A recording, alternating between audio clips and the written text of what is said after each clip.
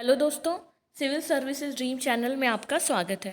दोस्तों, आज हम मेन की एग्ज़ाम 2020 में जो हुई है उसका हम एग्रीकल्चर का पेपर देखेंगे ऑप्शनल सब्जेक्ट के तौर पे। और दोस्तों, अगर आपको इसका पीडीएफ चाहिए, अगर आप डायरेक्ट डाउनलोड कर सकते हैं तो आप हमारे कमेंट बॉक्स में जाइए और वहाँ से आप हमारे टेलीग्राम चैनल को ज्वाइन करके वहाँ से आप डायरेक्ट इस क्वेश्चन पेपर का पीडीएफ डाउनलोड कर सकते हैं। तो आइए स्टार्ट करते हैं। दोस्तों, इसमें कुछ इंस्ट्रक्शंस होते हैं जो कि बोलता है कि 8 सवाल टोटल होते हैं, आपको 5 सवाल करना होता है, जिसमें कि जो क्वेश्चन नंबर 1 और 5 है, यानी कि जो प्रश्न संख्या 1 और 5 है वो अनिवार्य है, बाकी आप अपने मन से कर सकते हैं और ये मैंने आपको हर वीडियोज़ में बताया है। तो आइए देखते हैं क्वेश्चन। दोस्तों, पहला सवाल आपसे ये क्या कहा गया है कि 150 शब्दों में आपको लिखना है व्हाट इज़ अ टिलेज, जुताई क्या है। Why zero tillage is getting importance in Indian agriculture, किस तरीके से भारतीय कृषि में महत्व क्यों बढ़ाया जा रहा है शून्य जुताई को। उसके बाद कहा जा रहा है दोस्तों कि धान भारत में धान फसल की पराली के संस्थाने व बही संस्थाने प्रबंधन का वर्णन करिए, यानी कि जो in situ and ex situ management of paddy crop residue है इन इंडिया में, वो आपको डिस्क्राइब करना है, यानी कि टोटल डिटेल्स में बताना है। नेक्स्ट है दोस्तों, इन सीटू और एक्स सीटू का जो कॉन्सेप्ट है ये आपको इन्वायरमेंट में भी पढ़ना होता है कि जब हम डंप करते हैं वेस्टेज को वहाँ पे, तो इन सीटू का मतलब होता है कि उसके ओरिजिनल प्लेस पे, और एक्स सीटू का मतलब होता है कि जब हम एक माहौल क्रिएट करते हैं उस चीज़ के लिए। नेक्स्ट है कि write about different elements of weather affecting crop production with suitable examples, यानी कि फसल उत्पादन पर मौसम के विभिन्न तत्वों के प्रभावों को उचित उदाहरण सहित लिखिए। नेक्स्ट है कि स्कोप और नीड्स बताना है आपको एग्रो फॉरेस्ट्री का, यानी कि जो कृषि वानिकी है भारत में उसकी आवश्यकता एवं संभावनाओं को लिखिए। स्कोप में आपको फ्यूचर स्कोप बताना होता है और ये बताना होता है कि वो कहाँ कहाँ तक डाइवर्सिफाइड है। What are the institutional arrangements and mechanism for imparting training for the extension workers in India? Bharat में प्रसार कार्यकर्ताओं के प्रशिक्षण हेतु संस्थागत व्यवस्थाएं एवं क्रियाविधि क्या क्या है। नेक्स्ट है कि आपको डिफ्रेंशिएट करना है, वो है fertigation and herbigation, agro forestry and agrosto forestry, यानी कि कृषि वानिकी एवं घास विज्ञान, cooperative societies and non governmental organization, यानी कि एनजीओ, सहकारी समितियां और गैर सरकारी संगठन। नेक्स्ट है dry land farming and irrigated farming, यानी कि शुष्क कृषि एवं सिंचित कृषि। कृषि मूल्य आश्वासन पर समझौता एवं फार्म सेवा अधिनियम 2020 का छोटे व मझौले किसानों पर पड़ने वाले प्रभावों को सूचीबद्ध कर वर्णन करिए, यानी कि आपको बताना है, इनलिस्ट करना है पहले, तो उसके बाद एक्सप्लेन करना है effects of farmers agreement on price assurance and farm service act 2020 on small and medium farmers in India.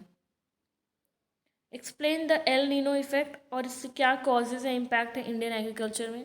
तो यहाँ पे थोड़ा सा जोग्राफी भी यहाँ पे मिक्स हो गया है एग्रीकल्चर के साथ।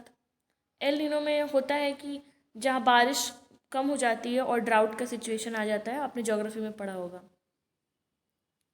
नेक्स्ट है कि what are the major causes of low productivity of oil seed and pulse crops in India, suggest strategies for increasing the production and productivity of oil seeds crop in the country.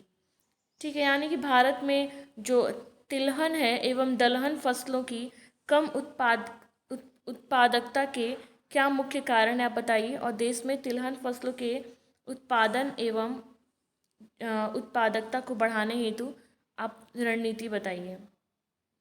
Next है कि describe करिए causes of increasing threats of parthenium weed in the country. What right integrated methods of weed management with suitable example, यानी कि देश में जो गाजर घास के बढ़ते खतरों के कारण का विवरण दीजिए और खरपतवारों के प्रबंधन के लिए एकीकृत विधियों को उपयुक्त उदाहरण सहित लिखिए। नेक्स्ट है कि आपको बताना है कि कंटिंजेंट क्रॉप प्लानिंग क्या है और किस तरीके से ये ड्राई लैंड एग्रीकल्चर में हेल्प करता है, यानी कि आकस्मिक फसल योजना क्या है और यह शुष्क कृषि में कैसे सहायक है। Describe the training method suitable for small marginal farmers and agriculture labours. Explain the contribution of self help group, जिसको कि SHG कहते हैं, in the agriculture development in India. Next है कि डिफाइन करिए वाटर हार्वेस्टिंग को, यानी कि जल संचयन को, with different methods of water harvesting. आप डिफरेंट मेथड्स से बताइए, विभिन्न विधियों को। And right the governmental initiative, और सरकार ने इस पर क्या क्या किया है प्रमोट करने के लिए रेन वाटर हार्वेस्टिंग, आपको बताना है ये चीज़। नेक्स्ट है कि पर्यावरण प्रदूषण का वर्णन करें, यानी कि इन्वायरमेंटल पोल्यूशन के बारे में बताइए। उसके बाद आप बताइए कि किस तरीके से पर्यावरणीय प्रदूषण के असर को कम करने में वन रोपण की भूमिका को लिखिए, यानी कि role of afforestation in minimising the effects of environmental pollution. तो यहाँ पे आपको ये इन्वायरमेंट का भी क्वेश्चन हो जाएगा। नेक्स्ट है कि आपको बताना है कि वाटर यूज इफ़िशियंसी को डिफाइन करना है, यानी कि जल उपयोग दक्षता और वाटर प्रोडक्टिविटी, और list the crops having the high and low water use efficiency, यानी कि उस तरीके का आप बताइए क्रॉप्स जिसमें कि हाई और लो वाटर यूज़ इफ़िशियंसी हो, जो यानी कि अधिक एवं कम जल उपयोग दक्षता वाली फसलों को बताइए। नेक्स्ट है कि institutional infrastructure of agricultural marketing in India बताइए। भारत में कृषि विपणन के संस्थागत ढांचे का विवरण करिए। भारत में किसान प्राय अपने सामाजिक एवं आर्थिक पहलुओं और उपलब्ध संसाधनों के आधार पर फसलों एवं उनकी किस्मों का चुनाव करते हैं। आपको यहाँ पे टिप्पणी करना है, यानी कि यहाँ पे आपको कहा गया है कि Indian farmers usually choose crops and their varieties based on their socio economic aspects and disposal resources at their disposal critically comment. खेती की विविधीकृत प्रणाली क्या है? यह प्रणाली किस प्रकार से भारत के लघु एवं सीमांत कृषकों के लिए लाभदायक है, यानी कि डाइवर्सिफाइड सिस्टम ऑफ फार्मिंग है, वो बताना है।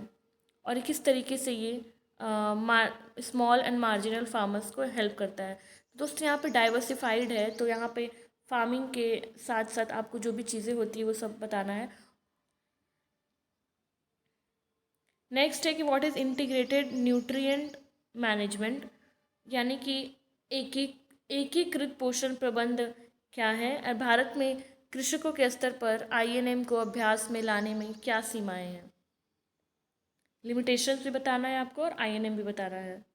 What is scheduling of irrigation in crops and what are the major facts considered while deciding irrigation schedules for different regions and crops.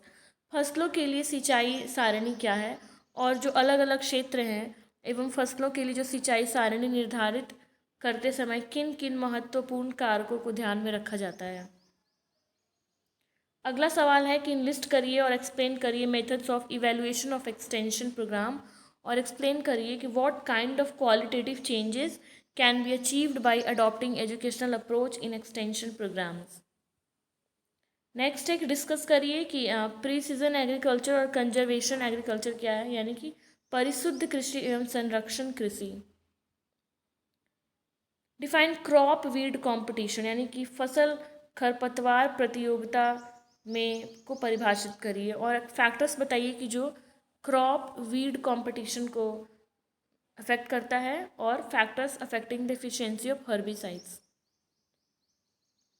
Next है कि आपको बताना है कि प्रॉब्लमेटिक सॉइल क्या है, समस्यात्मक मृदा क्या है, और किस तरीके से जो मिट्टी है उसको कन्वर्ट किया जाता है प्रॉब्लमेटिक सॉइल में।